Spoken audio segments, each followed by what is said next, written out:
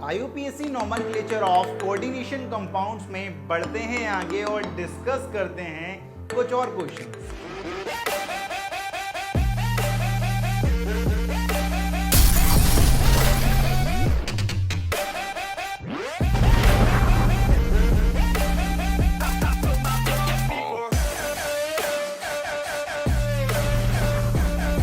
Previous lecture में अपन ने कुछ क्वेश्चंस करने की ट्राई करा था, ठीक है। आज हम कुछ और क्वेश्चंस करेंगे IUPAC नॉमेनक्लेचर के।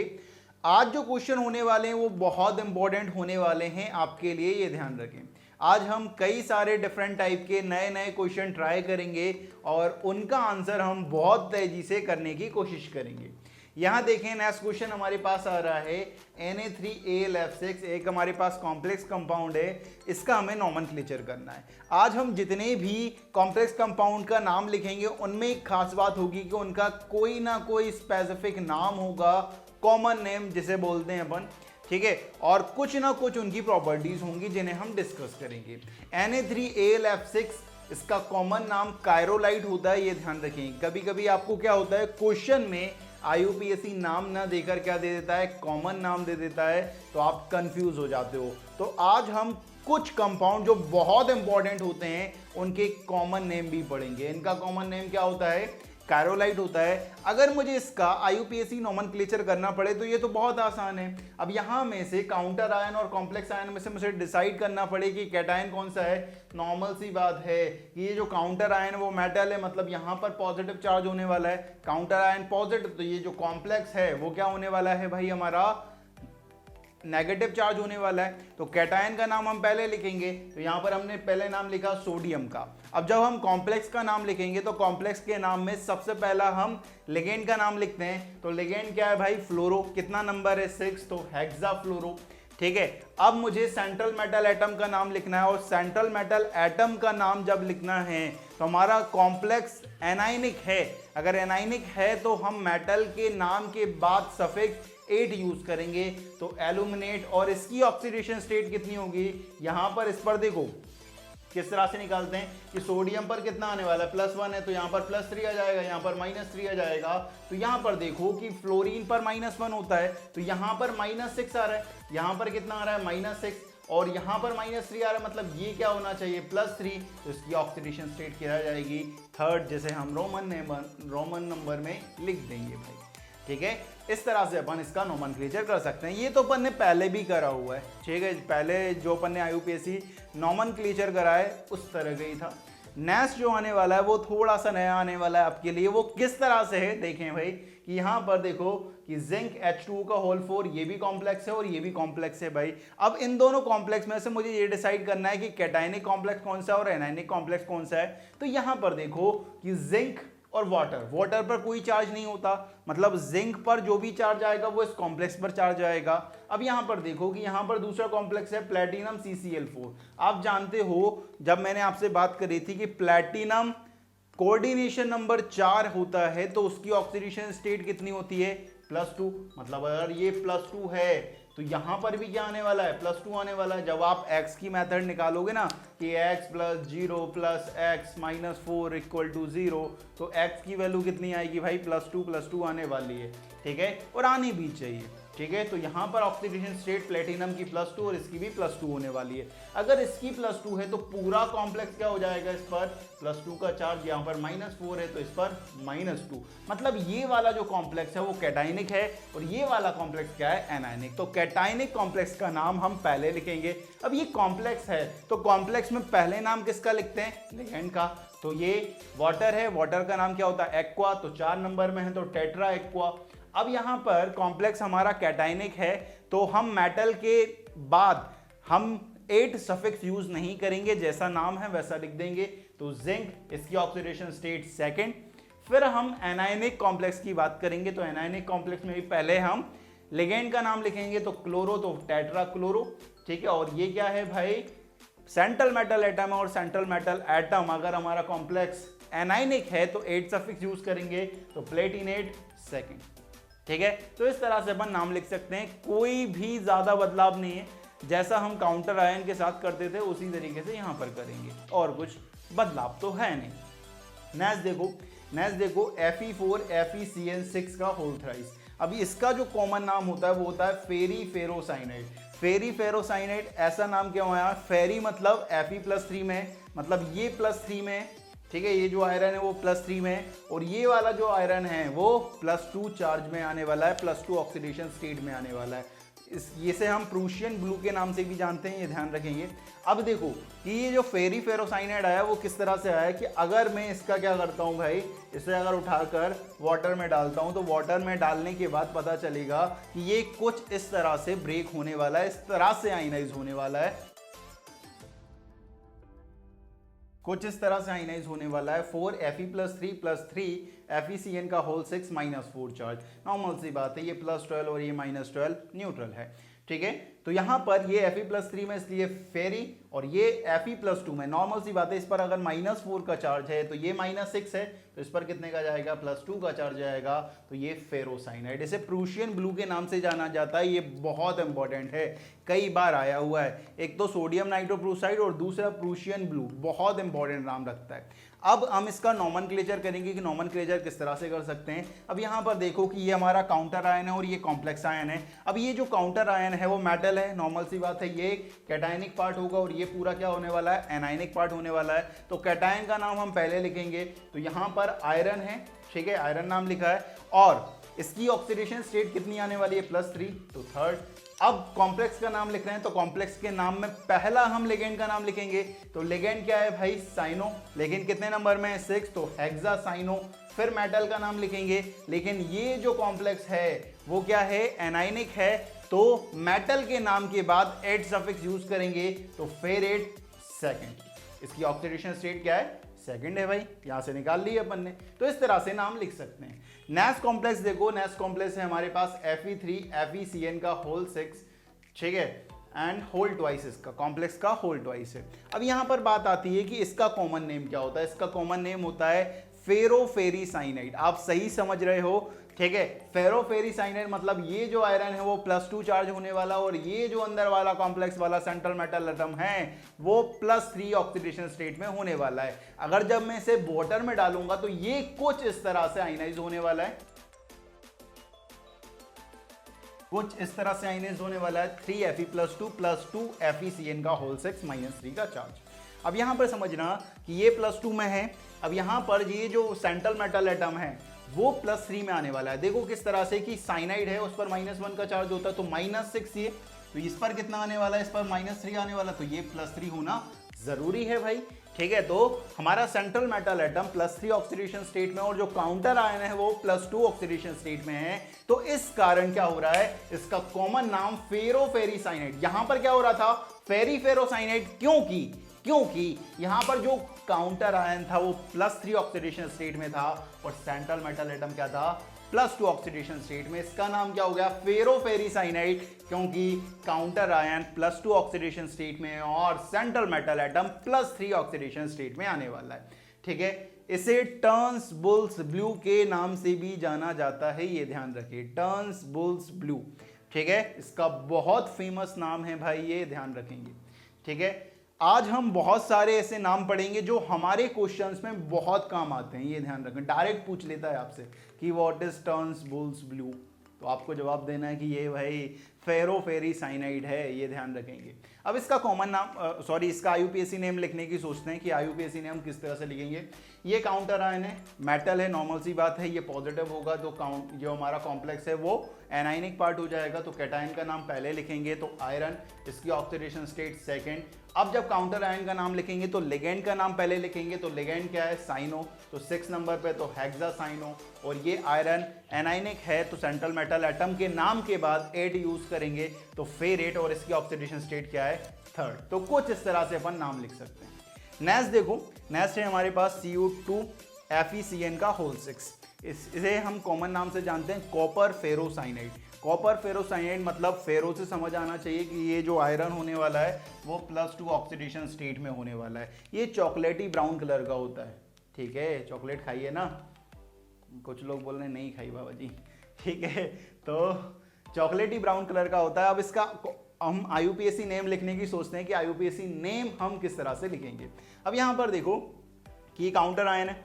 अगर ये काउंटर आयन है, देखो यहाँ पर समझना, ये -6 में, ये देखो ये -6 में आ गया, ये +2 में है, तो इस पर कितने का आने वाला है -4 का, तो इस पर कितने का आने वाला है +4 का, तो एक पर कितने का आएगा +2 का चार्ज आने वाला है। तो ये कैटायनिक पार्ट है, ये एनायनिक पार्ट है। तो कैटायन का नाम पहले लिखेंगे तो कॉपर, ठीक है, कॉपर, ऑक्सीडेशन स्टेट सेकेंड। फिर हम कॉम्प्लेक्स का नाम लिखेंगे तो कॉम्प्लेक्स में पहले किसका नाम लिखते हैं, लिगेंड का, तो यहाँ पे लिखेंगे हेक्सासाइनो, यहाँ पर फेरेट और इसके ऑक्सीडेशन स्टेट सेकेंड। कुछ इस तरह से अपन नाम लिख सकते हैं। लास्ट देखो IUPAC नॉमेनक्लेचर का लास्ट क्वेश्चन देखो, FeH2 का होल 5 NO पॉजिटिव सल्फेट, ठीक है। अब यहाँ पर समझना कि ये जो कॉम्प्लेक्स है, ये जो काउंटर आयन पार्ट है, ये जो काउंटर आयन पार्ट है, उस पर चार्ज कितने का है -2 का, मतलब इस पूरे पर +2 का चार्ज आने वाला है। अगर इस पूरे पर +2 का चार्ज आने वाला है तो वाटर पर तो 0 चार्ज होता है, इस पर +1 है, तो ये आयरन जो है वो +1 में होने वाला है, ठीक है। तो इसका नाम क्या होगा, इसका नाम होगा भाई IUPAC नॉमेनक्लेचर करें तो पहले काउंट जो हमारा कॉम्प्लेक्स है वो कैटायनिक है, तो उसका पहला नाम लिखेंगे, और कॉम्प्लेक्स में पहला नाम हम किसका लिखते हैं, लिगेंड का। तो लिगेंड देखो कि लिगेंड का नाम हम किस तरह से लिखेंगे, इसका वाटर का नाम होता है एक्वा, इसका नाम होता है नाइट्रोसोडियम। तो एक्वा और नाइट्रोसोडियम में कौन पहले आता है अल्फाबेटिकली, एक्वा पहले आता है, ए से स्टार्ट होता है, ठीक है। तो उसका नाम पहले लिखेंगे, तो पेंटा एक्वा नाइट्रोसोडियम, फिर सेंट्रल मेटल एटम का नाम, और ये हमारा जो कॉम्प्लेक्स है वो कैटायनिक है, तो जैसा नाम है वैसा ही लिख देंगे, कोई सफिक्स का यूज नहीं करेंगे। तो आयरन ऑक्सीडेशन स्टेट 1 एंड ये सल्फेट। तो कुछ इस तरह से अपन नाम लिख सकते हैं। इसके कॉमन नेम की अगर बात करें तो इसका common name brown ring complex के नाम से जाना जाता है। इसका हम यूज़ करेंगे जब हम टेस्ट ऑफ नाइट्रेट पढ़ेंगे, तब ब्राउन रिंग कॉम्प्लेक्स का हम यूज़ करने वाले हैं, ये ध्यान रखेंगे। तो आज हमने कई सारे कॉमन नेम सीखे। क्या क्या सीखा है, कैरोलाइट सीखा है, ठीक है, फेरीफेरोसाइनाइड प्रूशियन ब्लू के नाम से जिसे जाना जाता है, फेरीफेरोसाइनाइड जिसे टर्न्स बुल्स ब्लू के नाम से जाना जाता है, कॉपर फेरोसाइनाइड जो चॉकलेटी ब्राउन कलर का होता है, और ब्राउन रिंग कॉम्प्लेक्स जो हम टेस्ट ऑफ नाइट्रेट में यूज़ करेंगे, ठीक है। तो कुछ इस तरह से अपन IUPAC नॉमेनक्लेचर कर सकते हैं। तो आप जल्दी से ले लो आप इसका स्क्रीनशॉट।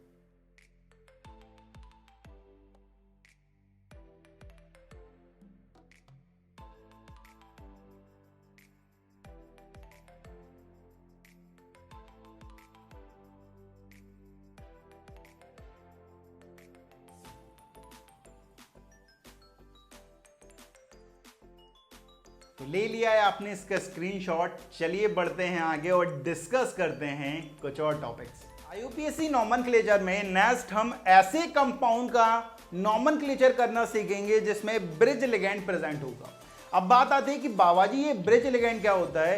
ब्रिज लिगैंड ऐसा लिगैंड होता है जो दो मेटल के बीच में प्रेजेंट होता है इन द सेम कॉम्प्लेक्स, तो उस लिगैंड को हम क्या बोलते हैं, bridge ligand.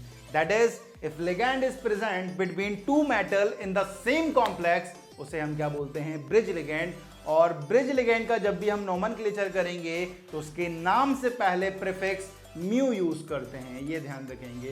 Before the naming of bridge ligand prefix mu is used, mu का हम यूज करते हैं, ये ध्यान रखेंगे। अब देखो कि ब्रिज लिगैंड कॉम्प्लेक्स किस तरह से होते हैं। देखो भाई इस तरह का एक कॉम्प्लेक्स है मेरे पास कि NH3 का होल 4, यहाँ कोबाल्ट OH, NH2 यहाँ कोबाल्ट, यहाँ NH3 का होल 4 और ये सल्फेट का होल 2। जब मैं इस कॉम्प्लेक्स को देखूंगा, इस कॉम्प्लेक्स आयन को देखो थोड़ा सा। अब कॉम्प्लेक्स आयन में ये जो OH है वो इस कोबाल्ट से भी कनेक्टेड है और इस कोबाल्ट से भी कनेक्टेड है। ये जो NH2 है वो कोबाल्ट से कनेक्टेड है, कोबाल्ट से कनेक्टेड है। मतलब ये जो लिगैंड है वो दो मेटल से कनेक्टेड है इन द सेम कॉम्प्लेक्स।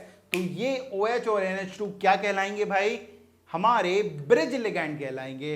अब हम इनका किस तरह से नोमेनक्लेचर करते हैं देखेंगे भाई।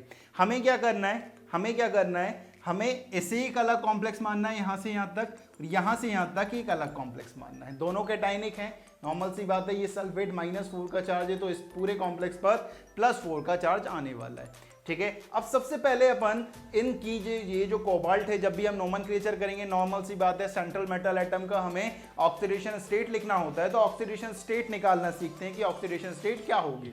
यहां पर देखो कि NH3 की कितनी 0, कोबाल्ट की निकालनी तो X, OH की -1, NH2 की -1, कोबाल्ट की X, NH3 की 0 और सल्फेट 2 हैं तो एक पर -2 का चार्ज तो दो पर -4 का चार्ज इक्वल टू 0।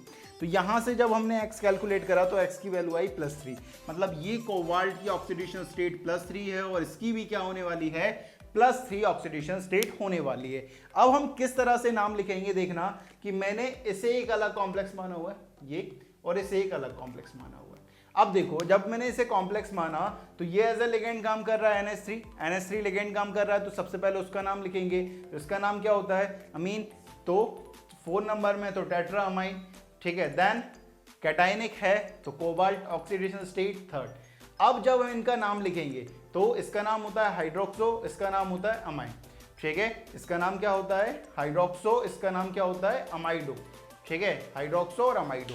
अब पहला हम क्या लिखेंगे जो अल्फाबेटिकली पहले आएगा, तो अमाइडो और हाइड्रोक्सो में कौन पहले आता है, अमाइडो, तो इसका नाम लिखेंगे। लेकिन इन लिगेंड के नाम के आगे प्रीफिक्स म्यू यूज करेंगे, तो म्यू अमाइडो, म्यू हाइड्रोक्सो।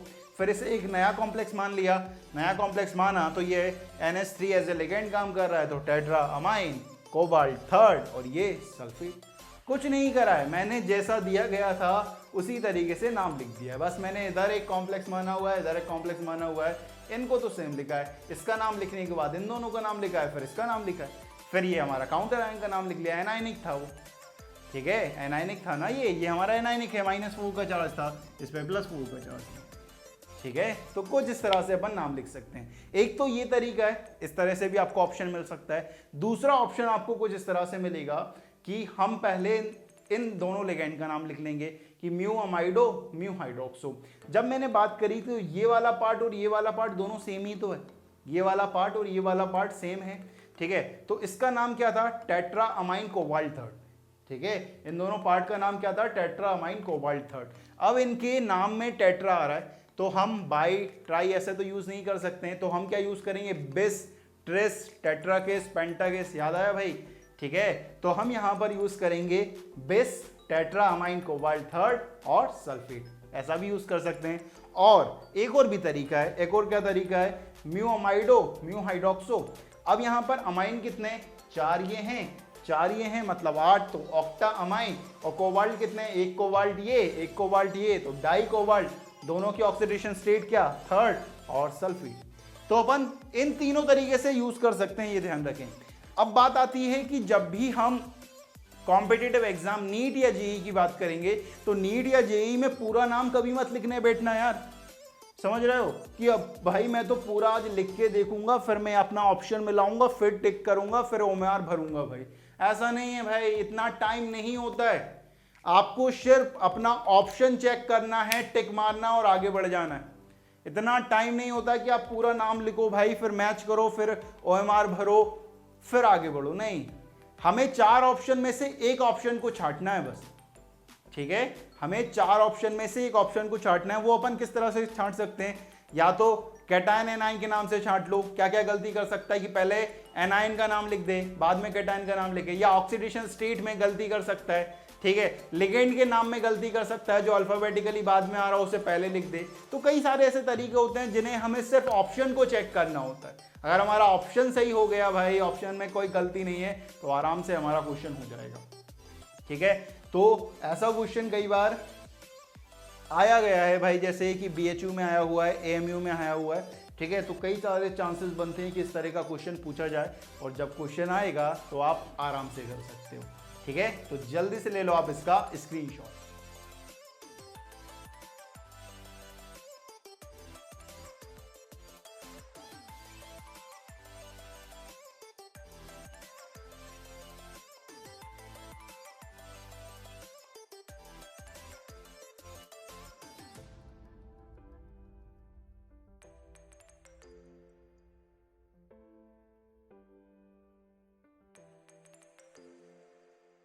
तो ले लिया है आपने इसका स्क्रीनशॉट, और आज हमने बात कर ली है IUPAC नॉमेनक्लेचर पर कि IUPAC नॉमेनक्लेचर हम कॉम्प्लेक्स कंपाउंड का किस तरह से करते हैं। मैं फिर आपसे कहना चाहता हूं कि कभी भी नीट या जेई में पूरे नाम मत लिखना है भाई। पूरा मतलब जो कॉम्प्लेक्स दिया जाए उसका पूरा नाम नहीं लिखना है हमें, ठीक है। हमें 4 ऑप्शन में से एक को छांटना है सिर्फ, ठीक है। और 4 ऑप्शन में एक को छांटना बहुत आसान होता है, ठीक है। बाबा जी से पढ़ रहे हो मतलब ये सारी चीज़ें आपके लिए आसान होने वाली हैं बहुत ज़्यादा। तो इस वीडियो में बाबा जी की तरफ से इतना ही। जय हो।